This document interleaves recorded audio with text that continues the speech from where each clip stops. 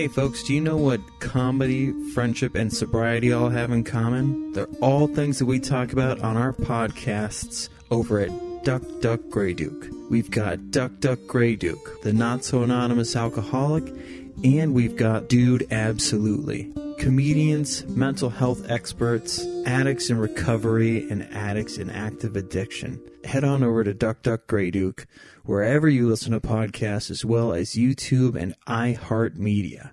Thank you. Sometimes it's out of your control. That's what's coming up on The Art of Bombing, episode 136. My friend Dan, he's got a podcast, 'cause all comics need a podcast, and nobody had a podcast called The Art of Bombing. So Dan went out and bought a tape deck. Who knows why he bought a tape deck? Now, podcasts don't get played on tape decks, but Dan is from the 80s. So hey there, all you funny jerks, come talk to Dan about your work. Tell him all about your worst times. It's The Art of Bombing.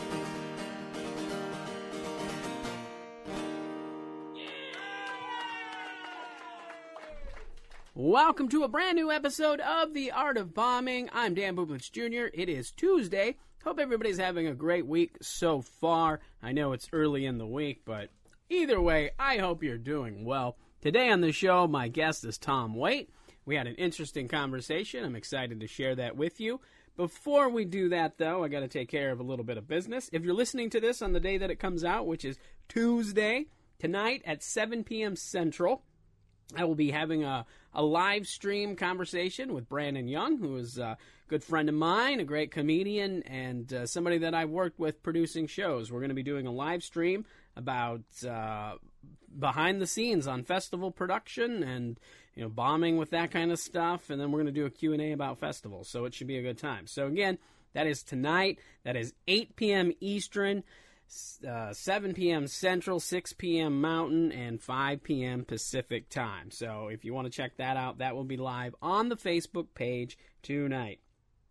Also, on Friday, I will be doing a live virtual comedy show on Zoom. Tickets are $5. You can get them on my website, danbublitz.com. I'm doing that show with my buddy David Allen Freitas, so we're going to have a great show there.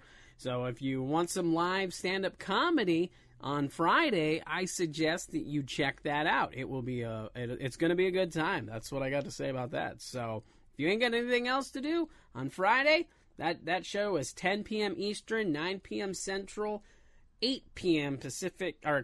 Mountain Time, and 7 p.m. Pacific. I can't even talk. There's time zones or two. That's the problem with virtual comedy. Time zones. Time zones are confusing everybody. All right. Well, lastly, if you haven't done so already, wherever you're listening to this podcast, make sure you hit the subscribe button, and please do me a solid and leave a nice review and a 5-star rating. That would be fantastic, and I would appreciate it. And share the podcast with somebody that you think would enjoy it. I would appreciate that very much. And again, thank you guys so much for listening, and I hope you guys have a good week, and we'll be back on Friday with the whole brand new episode. So until then, have a great week, and here's Dave Waite. Enjoy.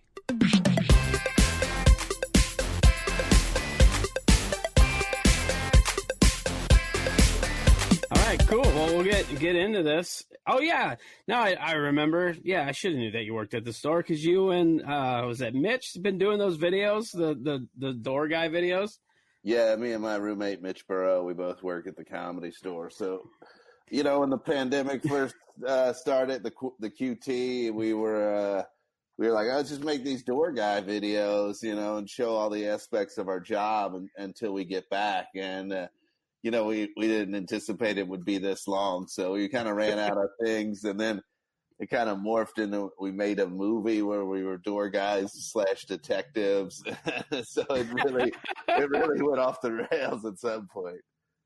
Oh, that's awesome.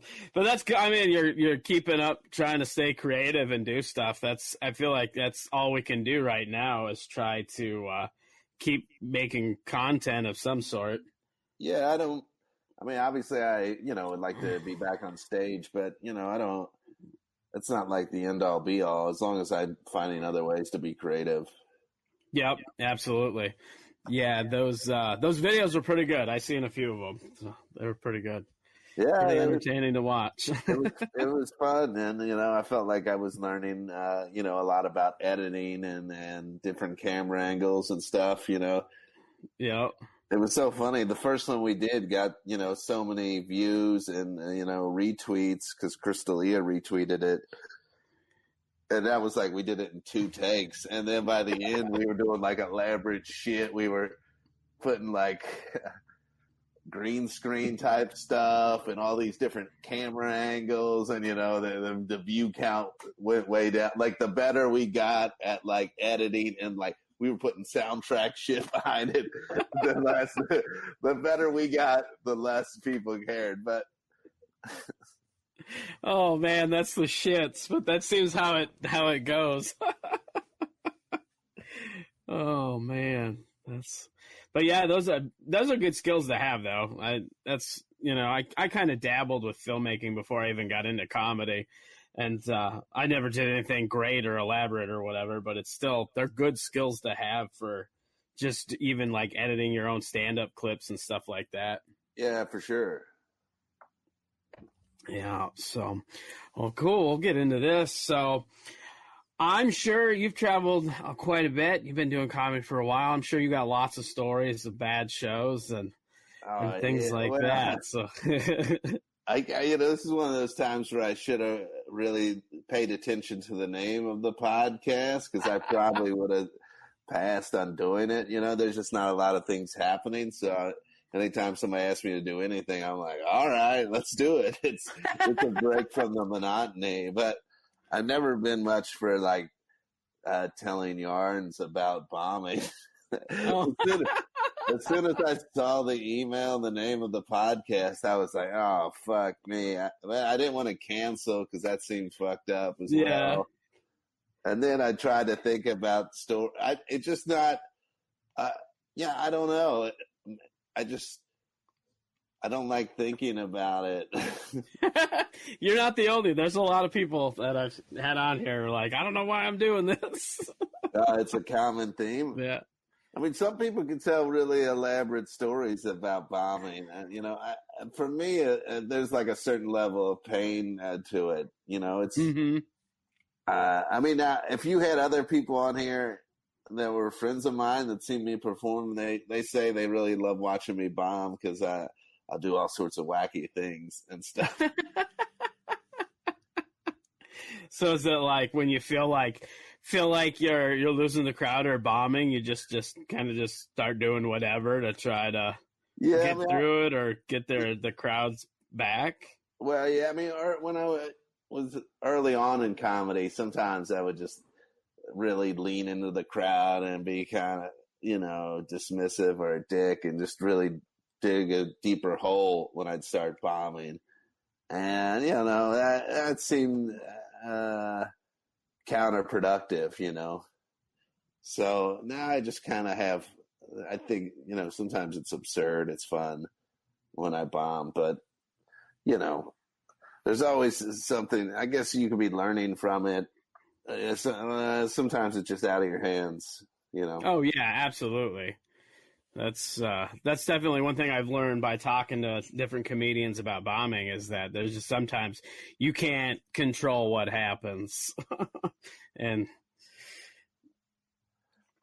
yeah, it just somehow it just slips right through your fingers. Sometimes it could just be the audio equipment that sometimes I feel like I'm bombing if there's not like a monitor, if I can't hear myself. Sometimes I feel like I've gotten better, at kind of plowing through it, but I never feel like I'm doing well if they don't have like a stage monitor, which, a lot of bar shows or whatever, they don't have that shit. But there's some sort of security in hearing your own voice, I find. Oh, that's interesting. Because I guess I've never thought about it. I always kind of, when there's a monitor there, I'm like, oh, great. Now I'm just going to hear myself and not hear the audience. But that's, I could see where being able to hear yourself creates some kind of a security there. Well, I think it helps with my timing, hearing myself. It just doesn't sound as hollow when you're hearing yourself. It just adds a. You're like, okay, everybody. If I can hear me, everybody can hear me. Yo, absolutely. Yep. No, that makes sense. Because sometimes you're like talking, you can't hear yourself, and you're like, well, of course I'm not doing well. Or I try to like overcompensate to go faster or something like that. Mm-hmm. Yeah. Or talk louder. It's whatever. I mean, but I've gotten better with it. But it's still, I'd prefer to have like a stage monitor and hear my own. If you open a comedy club and you don't put a monitor up there, it's kind of, you're like, what the fuck are you doing? That's where you're going to save a couple bucks. Come on. Yeah. Definitely. There's definitely a lot of corners people like to cut when it comes to comedy. That's for sure. But I guess, when a club doesn't have a green room and they're trying to be like, we're an A club, and you're like, oh, come on, man. You need a green room in case you bomb. You know what I mean? Yeah, I need a place to hide. Yeah. I've definitely hit out in green rooms after like sets, where I should be out there trying to sell my merch, but it seems like I've worked with people that will bomb and then they're out there selling their merch, and I'm like, fuck that. I don't want to see those people. Yeah. I don't want those awkward looks as they just walk by and not buy the merch either. That uncomfortable feeling. Yeah.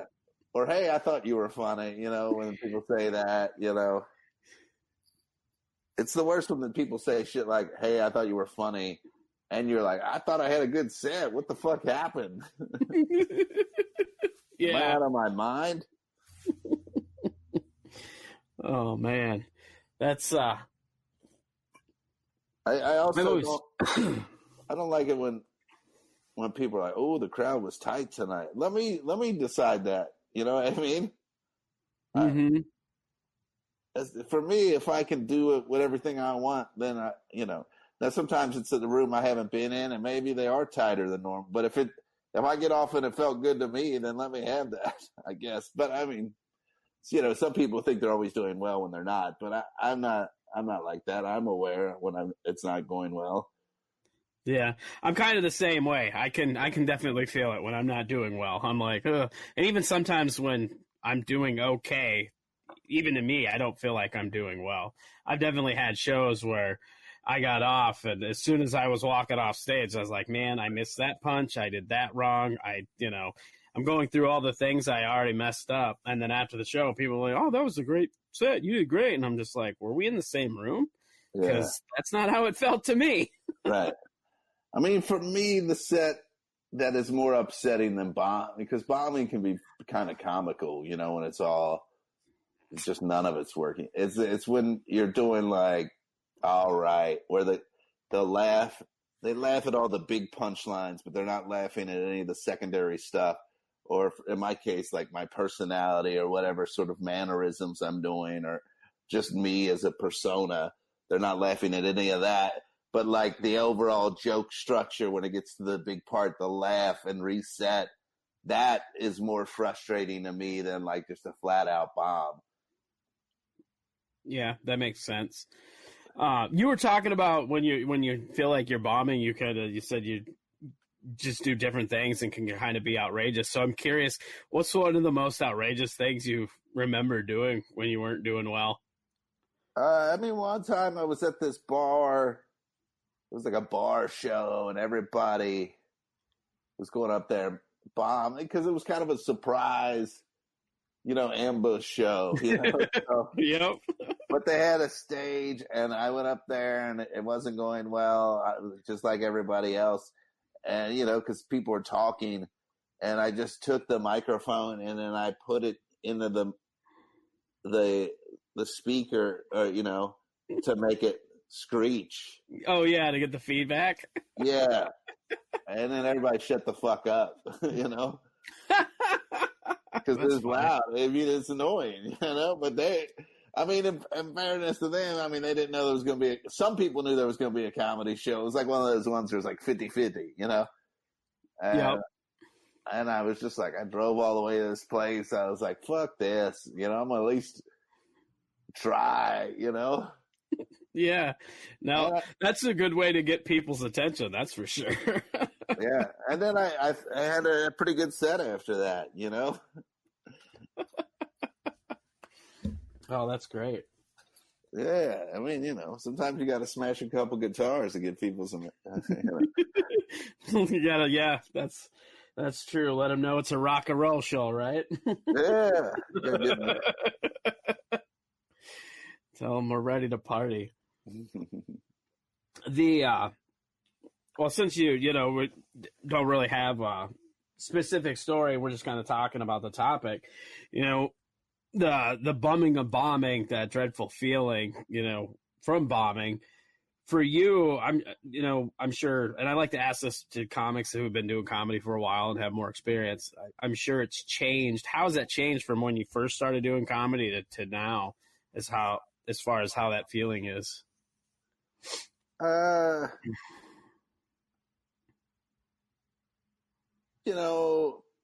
could somehow. I mean, I've gotten better at like throwing, a bunch of gears and switching it up and be able to grind through a set, as opposed to panicking early on. So, I don't bomb as much as I used to, Oh yeah, absolutely. But now sometimes, especially if I'm on the road and it's a place I didn't want to be at in the first place, and then you go back to your hotel and you kind of question, why are you even doing this and shit. And you're like, should I even come back to this place? But I wonder, who knows if that, I don't know. I usually don't let that color my performance, maybe subconsciously, but usually I go up there. I want everybody to have a good time. I want to have people have fun, even if I'm in a place I don't really care for, like a city or a town, or, at least when I'm up there, I'm like, well, this might be the best part of the whole day, Yeah, yeah. At least I'm going to get to do this. And when that doesn't work, you're like, oh, man, this place is the fucking worst. Get me out of here. We'll fucking go home. Sometimes it just feels like a real betrayal. You're like, man, I came all the way here for you assholes. Excuse Bless me. you. Yeah. Sneezed. Oh, yeah. I could see that.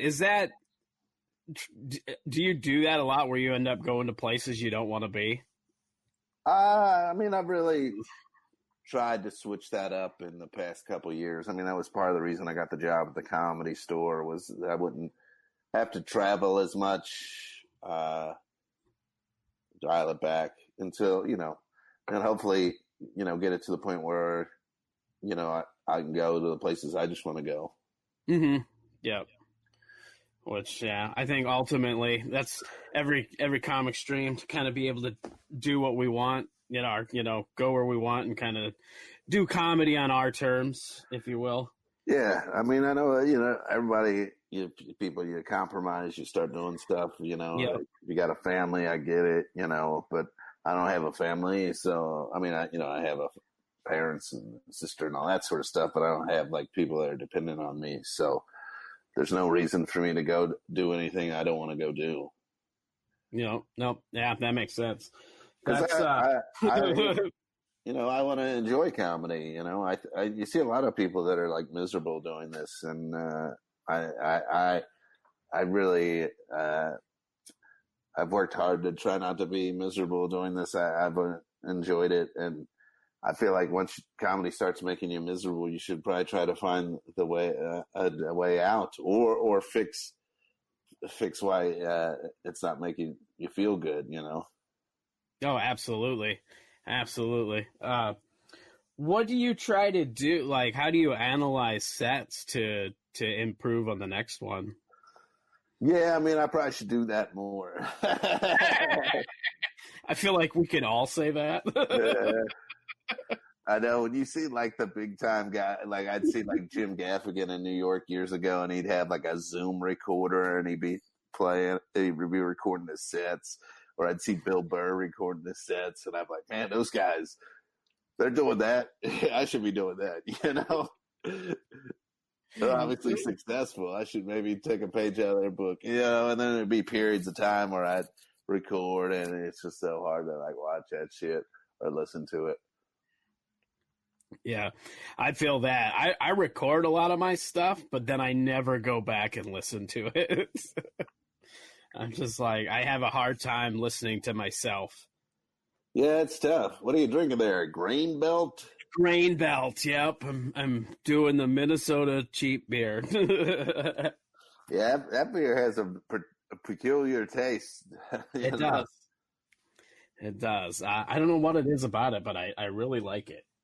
You know, it's when I have a cheap beer. Usually, I'm kind of a beer snob guy. I like the craft beers and stuff, but I don't drink beer as much as I'd like to now because I have diabetes, so I got to watch my carbs and all that. So. Oh shit.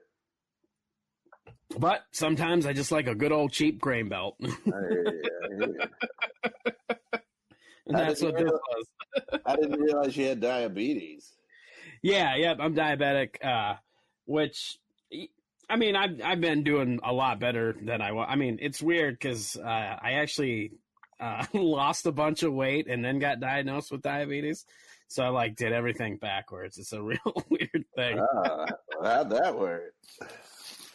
It's I don't know. I mean, I was probably diabetic before, or pre-diabetic, or just untreated, I guess, if you will. And then when I was living in San Diego, like I said, I started walking places and I quit drinking pop altogether, and I just lost a ton of weight.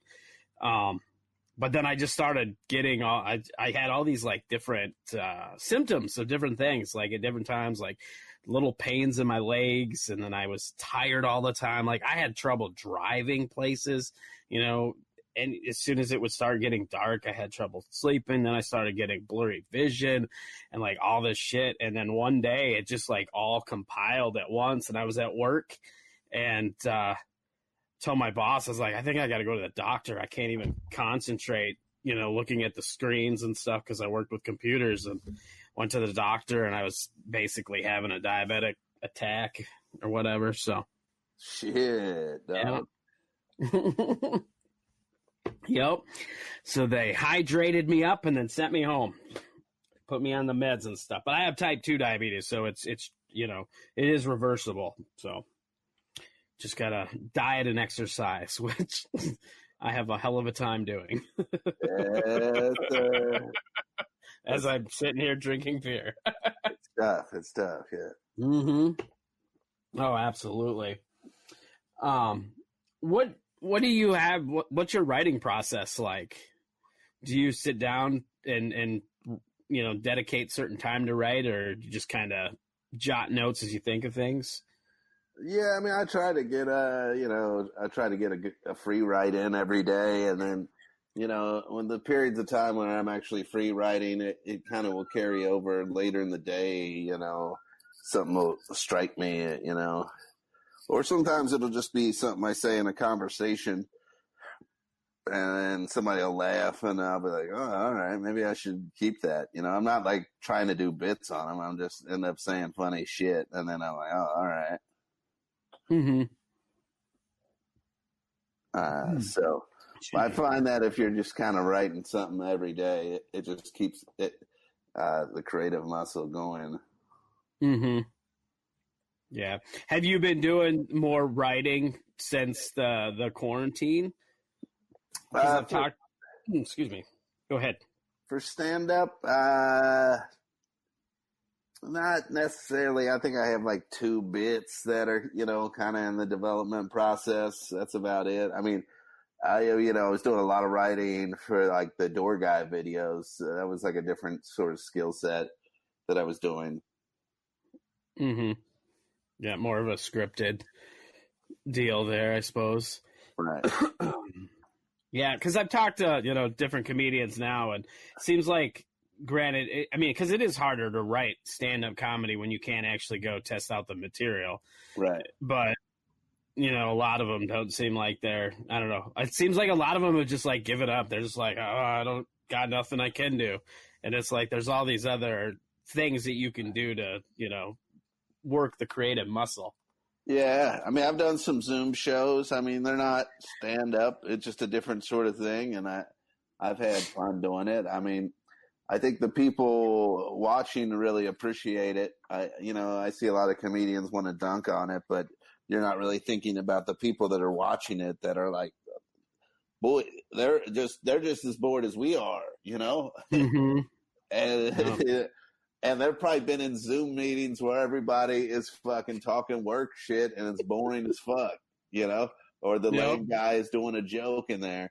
So, you know, to be in a Zoom meeting with somebody that's like funny professionally, I'm sure for them it's like, you know, better. I think my friend Graham Kay out of New York, he's a real funny guy. He's Canadian. He said the Zoom is like, it's like tofurkey for stand up. You know, it's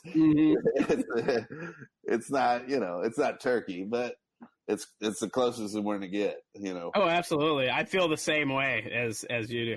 And that's a really good way of looking at it too. That's a really good perspective about thinking about the people that are watching it, what you're doing for them, you know, because you're right. With everybody being kind of quarantined and sheltered in place, and they want them social interactions, and even, you know, like you said, just being stuck in work meetings all the time with just doing work stuff. It's got to be such a relief.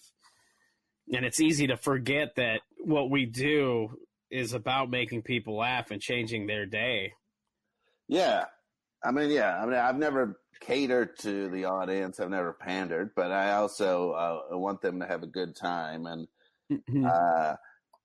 you know, we did it. I run a show out here in LA. It's called The Blind Barber Secret Show. I run it with a couple other comedians, and we did it. We've been doing the show for 7 years, and we sent it out to our email list, and, you know, we had like 200 people watch, and they were so they were so appreciative. I mean, they wrote emails, and they were like, "That was so fun," and it was good to see everybody because we'd built up a rapport with our audience. So, that's awesome. Yeah, it's definitely a good way to stay connected. Now, with yours, for doing a Zoom show, did you let it so the audience could be unmuted so you could hear the laughter? Well, I know some people have kind of been both back and forth in that. Well, we picked like a select group of people that we left unmuted. The people that had really came to the show a lot over the years, and we kind of trusted. So we left like 20 people unmuted, and then we did another one recently, and we dialed that number down to like just a handful, you know, just because, you know, some people still end up talking or something, you know. So it's like not an exact science. No, that's for sure. I did a couple Zoom shows myself too, and it's definitely it's something to do right now. It's never going to be the same as live stand-up comedy, but it definitely was nice to hear laughter. For sure. Now with this, how many people could you have in one of these things? With this, you can have 6 people. You can have in the back room where we enter. Yeah. You can have up to 10 people. They can hear the show, but they can't interact. In the actual stream, you can have 6 people at a time. And if you wanted to switch it out, you can put it in solo mode where, like, say you had 6 people right now, I could switch it up. You're the one talking. Everybody else, you can still hear them, so they can be laughing in the background if you're, being funny or whatever. Oh. So people have been using StreamYard too for streaming, because this lets them stream to, like I said, you can stream to Twitch, YouTube. I think you can go to Twitter through Periscope, and then you can do multiple channels on Facebook too. So, well, the thing I like is that it seems to not like pull the audio. You know what I mean? Mm-hmm. If you were laughing, it doesn't pull the audio. Whatever I'm trying to say here. Oh, I totally know what you mean. Yep. Because when people laugh, that something with Zoom has some kind of like I don't know if it's because I've heard this too with people who've tried doing music stuff with Zoom and they didn't like it because it doesn't. I don't know if it's cancel, like it does like a auto cancel, like background cancel stuff or something. But a lot of people have been complaining about the audio issues with Zoom. Yeah, it's that's where the one issue I have is sometimes when like people would laugh too loud, then the comedian's getting cut off on the way to the next thing they're saying. Yep. Oh, yeah, because they have that where it basically with Zoom, kind of whoever, is talking, it focuses more on them. So, like, if somebody laughs really loud, I suppose it puts the focus on that laugh, and then the other people talking kind of cuts away from them. Yeah. Yep. Like I said, with this, you don't have that as much, but you can't have like 100 people watching just in an own private room. You know what I mean? But yeah, like I said, you could have 6 people in here at a time and have everybody just, you can have one person the focus, and then so you get a little bit of laughter, but then you can stream it to 5 different platforms. So, I mean, it's this is a really cool thing too, because then you can see people commenting as well. Like if we were live streaming right now and people were interacting and commenting, I could bring up the comments and stuff and post them on the screen. And, you can do banners and all kinds of branding with this. Like I haven't ran it yet, but you can do ticking brand, Ooh. Yeah, all kinds of fun stuff here. You can throw up banners and all kinds of stuff. That is pretty rad. Yeah. So it's really good for branding and that kind of thing. That's what I like about it. Yeah, and I've actually did a couple streaming shows and that I've used this for. I've did both Zoom and I've did stuff with this, and I've seen other people use this for like open mics and stuff where they had all the comedians in the stream, like what I was talking about, focused on just one person. So when they were doing their jokes like on Facebook, and other people in the background were laughing, so there was still getting some laughter and not just like speaking dead to the Facebook world. Right. With like absolutely no reaction at all. Which definitely changes the whole aspect of comedy. It's like it's bad enough when you have to go to a show, go to like an open mic and tell jokes and people don't laugh, and now we're doing it virtually. Yeah. And I'm not even sure which is worse, to be honest with you. Well, if people want to hear me bomb, kind of, I have an album called Kaboom, and that's really? Yeah, it's like my first official record. It's on Spotify, or you can listen to it all the way through on Spotify, or you could buy it, whatever, no pressure. But you can listen to it on Apple Music, I imagine. You can listen anywhere. There's like parts of it where I'm definitely not doing great. And there's like a track, I can't remember what track, but there's like one thing, like a joke bombs, and then you just hear me go, oh, fuck. I mean, I could have edited it out, but I just thought it was just more honest representation of, the way shows are sometimes. I mean, I knew what I was saying is funny, the audience just sucked, and I just was like, we'll leave that in there. That's funny. I feel like honesty really helps with comedy. I think audiences actually appreciate when, there's more honesty on stage because it shows that you have some humility too, where, if you do a joke and it doesn't do well, and you can be like, well, that bombed, I'm here with you guys.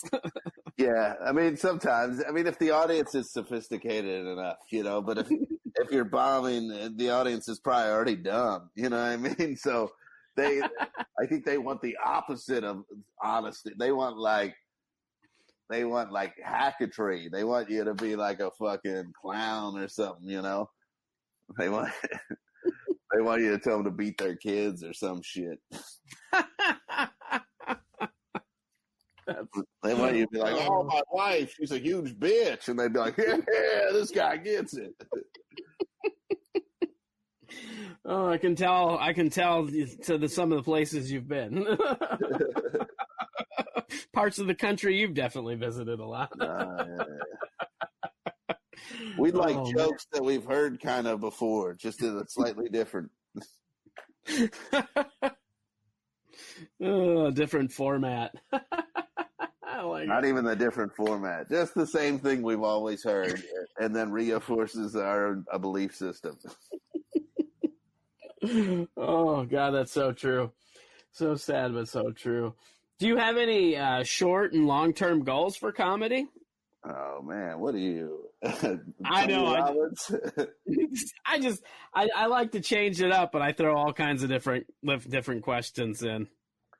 Oh well, I would say, I would like to get past at the Comedy Store. It'd be nice to have my name painted on the wall with all those other comedians.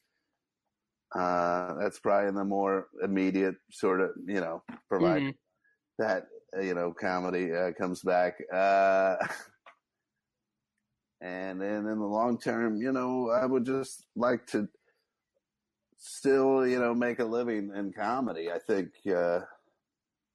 it's a tough business to make a living at. And, I think I would like to, raise the amount of money, it'd be nice to, in the next couple of years to double the amount of money I'm making, but it's not all about the money, but it makes it a little bit easier. That's for sure. Yeah.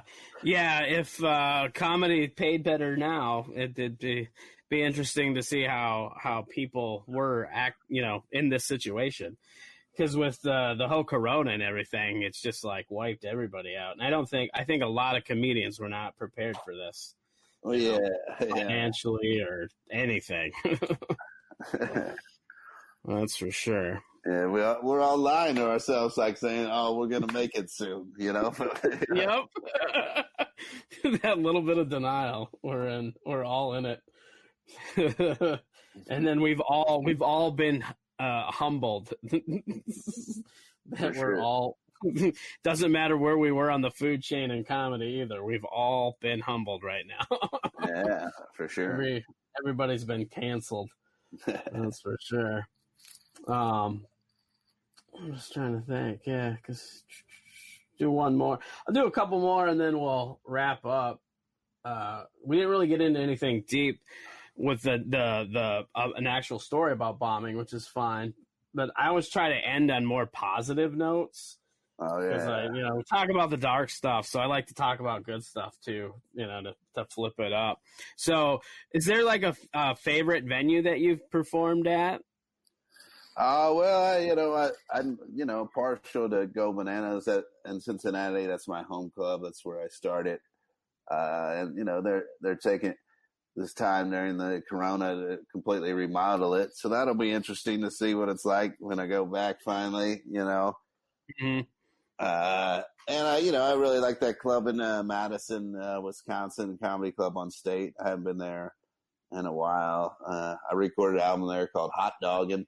That's also on Spotify. Just working plugs in here along the way. Hey, do it. That's fine. Plug away. The Comedy Attic in Bloomington. That's a cool spot. And the Comedy Store is cool. And that's all. That's good. Those are good clubs. Good clubs. There's other places that are good too, obviously. Yeah. I've heard good things about Comedy on State. I've not performed there yet. Yeah, that room pops. That's what I hear. I hear it's a good club. And then the final thing we'll do. Well, a couple things. I do a silly thing at the end, but what's something you're proud of as far as either personal or career wise? Something that your achievement that you're really proud of that you've accomplished. Oh, I don't know. I mean, I've been on, being on Late Night with Jimmy Fallon. That was pretty cool. I guess I'm proud of that. I'm still doing it after 15 years. Maybe, I think that's more of an achievement than, any of the TV credits. the longer you stay in this, the more and more people fall off the wayside. And, to be able to say that I've been doing it for 15 years, I think is quite an accomplishment. Mm-hmm. Oh, absolutely. I would definitely agree with that. Did you, when you did late night, was that a long process as far as getting ready for that? I mean, I auditioned on a Tuesday and I was on the following Thursday, so it went pretty quick. Oh, wow. Yeah, I know some people it drags out for years, but it just kind of happened. Like, it was kind of a real whirlwind. I'm glad it happened quick. It was kind of anxiety inducing. So, oh, I'm sure that's a lot of pressure, and I feel like how it happened for you, that's way better because you don't have to think as much about a set where, I've talked to some people and they're like, oh yeah, we worked on this for months back and forth. I would submit my stuff and they would tell me I needed to try this and cut this and all that just seems, a lot of pressure and stress. Yeah. I mean, I get, they want, it's their job. That's their job. Oh, absolutely. So yeah, but where they're like, do it this way or change it, put the jokes in different order. And you're like, oh, fuck, all right. But I guess part of it is getting the muscle memory down. So you get out there, you don't panic, you have a good set. Yeah. Yeah. Well, that's good. That's great. Well, the final thing we'll do, I like to end on what I call pick a number. And it's you pick a number between 1 and 20, and then I do a random question just for a fun thing at the end. All right. 17. 17. All right. Cool. Most embarrassing moment. Could I have picked a worse question? How do I know that wasn't? How did I know that? How do I even know? Because you show me the list. Can I see the list? Show you the list. This is a whole big list of stuff on this iPad or on this pad. All these questions here. 1 through 20. You want to pick another number? I'm fine. I'm game with it. Yeah, I'm gonna do it. I'm gonna do 3. 3. Most embarrassing moment. No, just kidding. Hey, what? This is describe yourself in 3 words. Oh man, I like this one a lot better. It's a lot less talking. It's concise.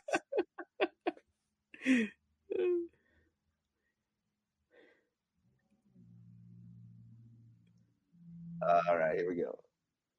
All right, hot dog. I love it. Oh, man, that's great. Where can people find you, Dave? See, that was a lot more fun than some embarrassing story, I guess. I don't know. Maybe Oh, for sure. You want to go ahead and plug your social media, website, and all that jazz? Sure. Dave Waite Comedy, Waite. I guess it's on. Yeah, it's right there. And that's it for everything across the board. DaveWaiteComedy.com, Dave Waite Comedy on Instagram, on Twitter. All right. Yeah. Cool. All right, cool. Well, thank you so much for doing this. All right. Well, I appreciate it, man. It was fun. Yeah, it was fun. The Art of Bombing is a Blitz Entertainment production. Hosted and produced by Dan Bublitz Jr., The Art of Bombing intro music was written and performed by John Holt. All other music used in this podcast was under the Creative Commons license. If you would like to help The Art of Bombing, you can do so by subscribing, rating, and reviewing our show on whatever podcast application you use to listen to The Art of Bombing. For previous episodes, blogs, and more, visit artofbombingpod.com. Have a great week, and remember, stay safe so you can live to love.